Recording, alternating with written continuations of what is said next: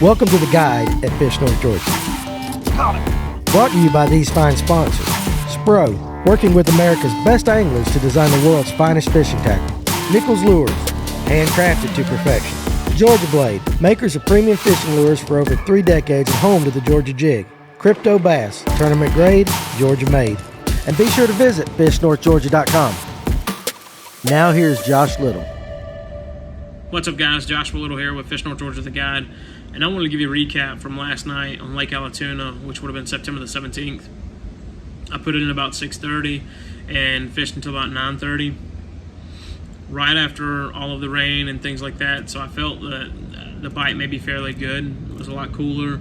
Wind was blowing, but it was too nice not to get out there. When I put in, water clarity was right at about 1.5 foot, and water temp ranged anywhere from about 80.5 to about 82 degrees in areas. And my intention was, when I went out there, was to throw a Zara Spook Junior on mostly rock points and focus on those areas. So when I put in at Gatewood, went around the island, and to the left there are some reef barrier poles, and I fished that area for probably 45 minutes to an hour. Worked it with a Zara Spook Junior, worked it with an underspin, worked it with a crankbait, and then I didn't have any luck with any of those, even though there was bait fish, or there was fish blowing up around the reef point itself. I didn't have any luck there. I really felt that the underspin should have done the job, since the bait fish are smaller. They're 1.5 to 2 inches. Maybe they dial in just a little bit more on that. But the biggest thing about this time is the fact that they have so much bait fish. It's going to make it a little bit harder at times to catch those fish. So I tied on a jig and started throwing it from one side of the reef point and dragging it over to the other side. And the jig that I was using was a True Grit, and this is their Moneymaker color. This is a 3/8 skip cast with a Strike King baby crawl. The jig is a hand-tied jig, and the biggest thing that I really like about these jigs is the head itself, the way that it is painted. I have not found another jig in the market that you could absolutely just pulverize lead-wise and not lose any paint on it.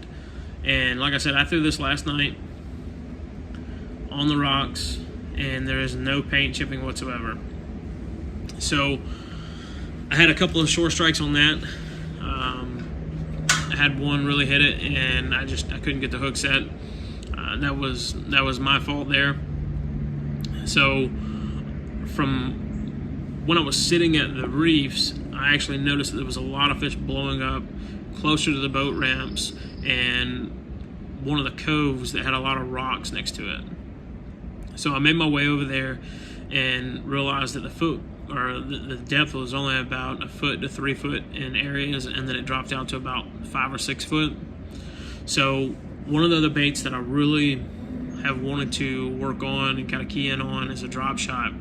And I tied on the drop shot and started throwing it out there, and within the third cast I hooked into one that was over 2 pounds.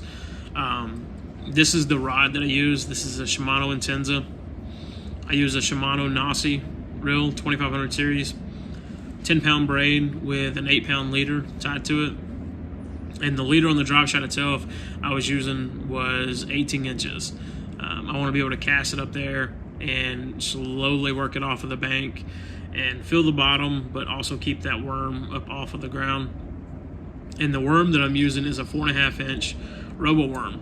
And the reason that I went with the 4.5 inch is because I felt their 6 inch was a little bit too big, especially with the fact that most of your bait fish are in that 1.5 to 2 inch range. I was hoping that maybe that would help me a little bit more, and that seemed to be a ticket for last night.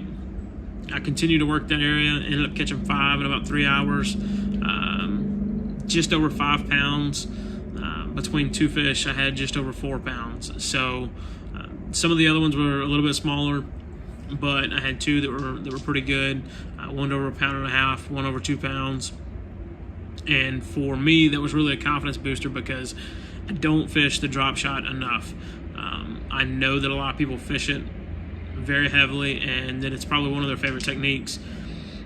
So for me to get out there and fish that and be able to work it and dial it in a little bit more, I can't say that I'm 100% confident in it, but I feel a lot better the fact that I've caught fish on the drop shot. One of the biggest things that I did is that I bought a rod specific for drop shot, and that is what this Intensa is. It's a medium light 7-foot. It is designed for throwing a drop shot. If you're looking to spend right at $100 on an awesome, just a phenomenal rod, this is it. If you don't want to spend $100 on one, that is perfectly fine. You can find you a medium light rod around that 7-foot spinning reel setup. That's what I would use. For me, I wanted to have a rod that I could specifically have for drop shot, and that was the reason that I went with this one. The colors that I was throwing was kind of a mix between bold bluegill and then also this one right here. And as you can see, it's an MM3, and 4.5 inch would just seem to be the ticket last night. The way that I would use it was just throw it up on the bank and then slowly just kind of drag it off of the rocks, and I wanted to feel the rocks and being able to have enough tension on it so you could feel the slightest little bit of movement on there. That's what helped me last night. When you're fishing drop shot, you're not just laying into the fish, setting the hook. You're just reeling it up and reeling in the tension, and that is actually what you're using, is setting that hook. I wasn't nose hooking this worm. That's something that I know a lot of people like to do, is they will like to nose hook it. But I was actually rigging this one like a weedless style. Lake Allatoona is great. Sometimes though you have a mixture of rocks and then all of a sudden you've got logs right at there. So that's what I ended up doing, was throwing it just like that. That to me seemed to be the best way, because you could fish in a little bit heavier cover and not have to worry about it. So as I worked that area, one thing that I noticed is that as I got further back into the cove, it seemed like the water temp actually got a little bit warmer.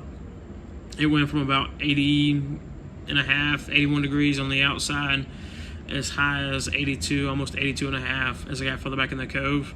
And the fish seem to be feathered towards the mouth of the cove itself. They haven't pushed back yet, but the water the water level is dropping down.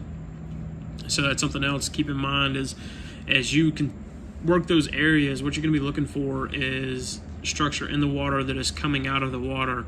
And if you see a log that's partially out of the water and you know majority of it's in the water, work those areas. Rocks are going to be the same way, because it's going to be a good area for fish to stage. And that was the ticket for me last night. You could throw a shaky head in those areas. You could throw a jig in those areas. Drop shot, of course, you can throw in those areas. And that's just going to be a good way to catch fish right now on Lake Allatoona. So if you're headed out there, take a jig, take a shaky head. Definitely take a topwater Zara spook or a whopper plopper, things like that. Drop shot, if you're not familiar with it and you want to work on it, this is a good time to take it out there, because they are feeding pretty heavily, and it'd be a great way to kind of dial that in a little bit more. So thank you guys for checking out Fish North Georgia. We'll catch you next time. Thanks for watching the guide here at Fish North Georgia. Our mission is to build a community of anglers to give you the best and latest information to make your day on the water more successful. Make sure you subscribe to our channel, click the bell so you'll be notified of any future content. Make sure you check us out at fishnorthgeorgia.com, where we carry a large variety of bait manufacturers from here in the North Georgia area. So we appreciate you being part of our community, and we'll see you soon.